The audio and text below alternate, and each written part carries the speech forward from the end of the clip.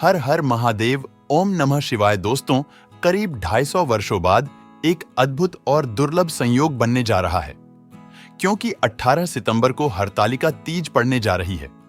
दोस्तों, इस दिन महादेव की कृपा के साथ साथ मां पार्वती की कृपा भी बरसने वाली है। ऐसे में अगर आप इस दिन विधि विधान से हरतालिका तीज की पूजा या व्रत कर लेते हैं तो तुरंत ही आपका भाग्य चमक उठेगा और आपकी किस्मत बदल जाएगी और आपके पति की लंबी आयु हो जाएगी।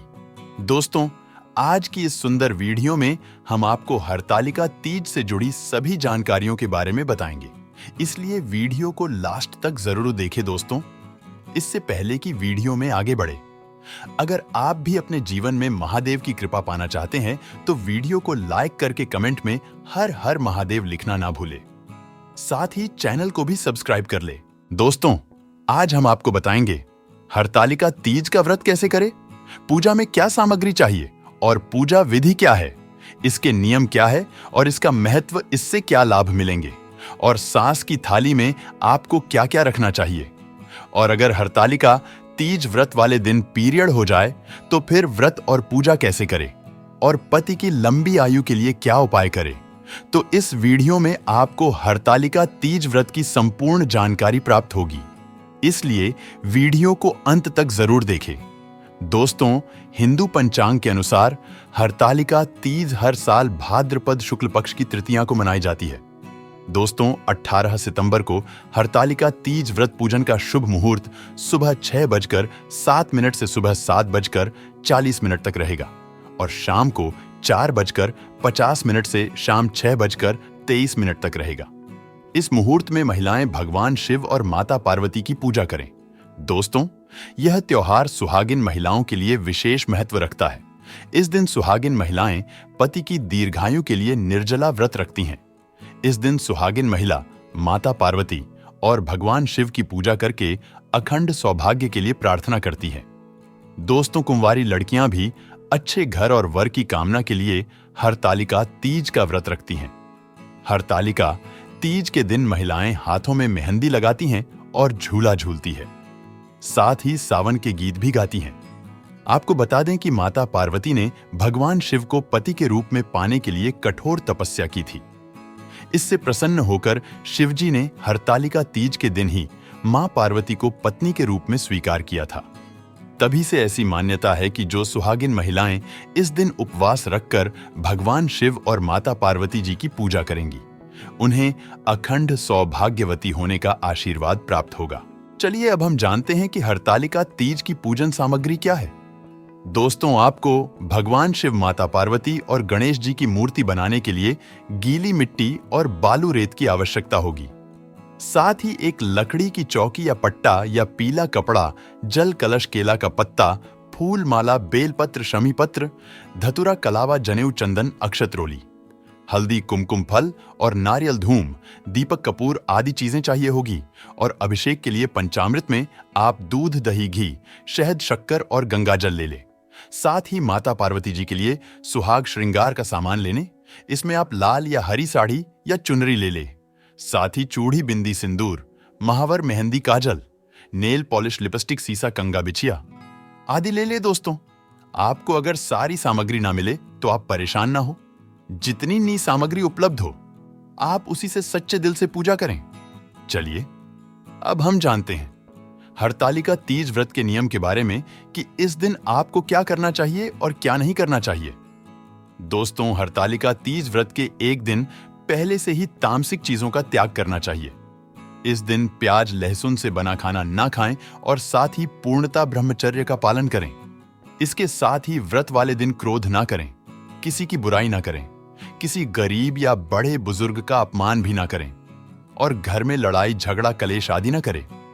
दोस्तों, इस दिन सुहागिन महिलाओं को 16 श्रृंगार करके ही पूजा करनी चाहिए। इस दिन विवाहित महिलाओं को मायके से जो वस्त्र और श्रृंगार का सामान आया हो तो वही धारण करना चाहिए। लेकिन किसी कारण वश मायके से सामान ना पाए तो आप स्वयं अपने लिए कपड़े और सुहाग का सामान तैयार रखें। दोस्तों, सभी को इस दिन जल्दी उठना चाहिए, देर तक भूल कर भी ना सोए और ना ही इस दिन दोपहर में सोना चाहिए, इससे व्रत का फल नहीं मिलता है। दोस्तों, इस दिन लाल या हरे रंग के कपड़े पहनना ज्यादा शुभ होता है। भूल कर भी इस दिन काले, नीले, सफेद या भूरे रंग के कपड़े ना पहने। व्यक्ति को इस दिन निर्जल और निराहार व्रत ही रखना चाहिए। इस व्रत का पारण अगले दिन सुबह ही किया जाता है। चलिए अब हम जानते हैं कि आपको सास की थाली में क्या क्या रखना चाहिए।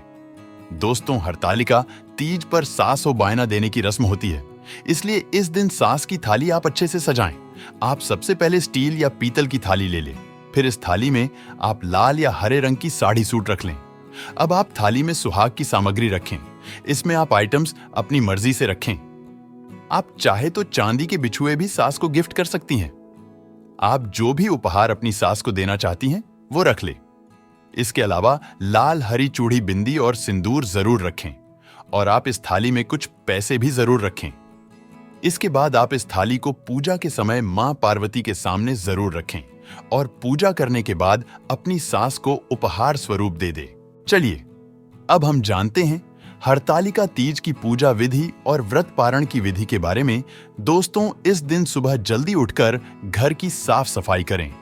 नित्य कर्मों से निवृत्त होकर स्नान आदि करके स्वच्छ वस्त्र धारण करें। फिर इसके बाद आप अपने घर के पूजा स्थल पर बैठ जाएं और व्रत का संकल्प लें। इसके लिए अपने दाहिने हाथ में थोड़ा सा जल, अक्षत और फूल लेकर भगवान शिव और माता पार्वती से प्रार्थना करें कि वे आपका व्रत निर्विघ्न पूरा करें और आपके पति को दीर्घायु प्रदान करें। साथ ही आपको अखंड सौभाग्यवती होने का आशीर्वाद दें या जो भी आपकी मनोकामना है उसे बोलकर हाथ में जो जल, अक्षत और फूल है उसे आप भगवान शिव और माता पार्वती जी के सामने छोड़ दें। इसके बाद आप अपनी ढेली वाली पूजा करें और भगवान शिव और माता पार्वती की पूजा और आरती करें। इसके बाद आप पूरा दिन भगवान शिव और माता पार्वती का ध्यान करें, मंत्र जाप करें। अब आप इसके बाद पूजा के लिए गीली मिट्टी या बालू रेत से भगवान शिव और माता पार्वती और गणेश जी की मिट्टी की मूर्ति अपने हाथों से बनाएं। फिर प्रदोष काल में स्नान करके 16 श्रृंगार करके हरतालिका तीज की पूजा करें। आप सबसे पहले पूजा स्थल को साफ सुथरा करके गंगा जल छिड़ककर शुद्ध कर लें। अब आप एक लकड़ी की चौकी पर लाल वस्त्र बिछाकर उसके ऊपर केले का पत्ता रख दे। फिर इसके ऊपर भगवान शिव, माता पार्वती और गणेश जी की मूर्ति स्थापित कर दे। अब आप भगवान जी को सुंदर चमकीली वस्त्र पहनाकर उनका श्रृंगार करें। साथ ही चौकी को भी फूल माला से सजाएं। अब आप सबसे पहले गणेश जी का पूजन करें, फिर भगवान शिव और उसके बाद माता पार्वती जी का पूजन करें। आप शिव जी का अभिषेक करें, उन्हें दूध, दही, घी, शहद, शक्कर और गंगा जल से स्नान कराएं और शिव जी को सफेद चंदन लगाएं। सफेद फूल माला आदि अर्पित करें। बेलपत्र, शमी पत्र, धतूरा आदि चढ़ाएं। फिर शिव जी को जनेऊ चढ़ाएं। साथ ही माता पार्वती को सिंदूर लगाएं। उन्हें सुहाग का सामान अर्पित करें। फिर भगवान को भोग लगाएं। भोग में आप घर की बनी मिठाई का भोग लगाएं। पूरी, खीर, हलवा, पुए, घेवर आदि का भोग लगा सकते हैं। साथ ही इस दिन ककड़ी, खीरे का भोग भी जरूर लगाएं या जो भी फल उपलब्ध हो उसका भोग लगाएं। इसके बाद धूप दीपक जलाएं। फिर हरतालिका तीज की व्रत कथा सुने या पढ़े। तत्पश्चात भगवान गणेश जी की आरती करें। इसके बाद भगवान शिव और माता पार्वती जी की आरती करें। इसके बाद भगवान से हाथ जोड़कर अपने पति की दीर्घायु की कामना करें और घर की सुख शांति के लिए प्रार्थना करें। साथ ही पूजा में हुई भूल के लिए क्षमा मांगे। इस तरह पूजा करने के बाद अपनी सास को बायना देकर उनके पैर छूकर उनका आशीर्वाद ले। दोस्तों, इस दिन सुहाग व श्रृंगार का सामान किसी सुहागिन महिला या ब्राह्मण को दान करने से विशेष लाभ मिलता है। आपको बता दें कि इस दिन भजन, कीर्तन या मंत्र जाप करके रात्रि जागरण करना चाहिए। फिर अगले दिन सुबह स्नान करके फिर से पूजा करें। मां पार्वती को सिंदूर चढ़ाएं और सुहागिन महिलाएं ककड़ी या हलवे का भोग लगाएं और पूजा समाप्त करने के बाद आपने जिस चीज का भोग लगाया है उसे खाकर अपने व्रत का पारण करें और अंत में जो भी पूजन सामग्री है और जो भगवान की मूर्तियां हैं उसे आप किसी नदी या तालाब में विसर्जित कर दें। तो इस तरह से आपका हरतालिका तीज का व्रत पूर्ण होता है। चलिए अब हम जानते हैं कि यदि किसी महिला को हरतालिका तीज के दिन पीरियड्स आ जाए तो व्रत और पूजा कैसे करें। तो दोस्तों, महिला को इस दिन सर धोकर स्नान करके स्वच्छ वस्त्र धारण करने चाहिए। साथ ही श्रृंगार भी करना चाहिए और निर्जल व्रत भी रखना चाहिए। बस आपको इस दिन ध्यान रखना है कि आप पूजा की किसी भी सामग्री को हाथ न लगाएं और ना ही भगवान के लिए भोग बनाएं। गलती से भी आप भगवान की मूर्ति को स्पर्श ना करें।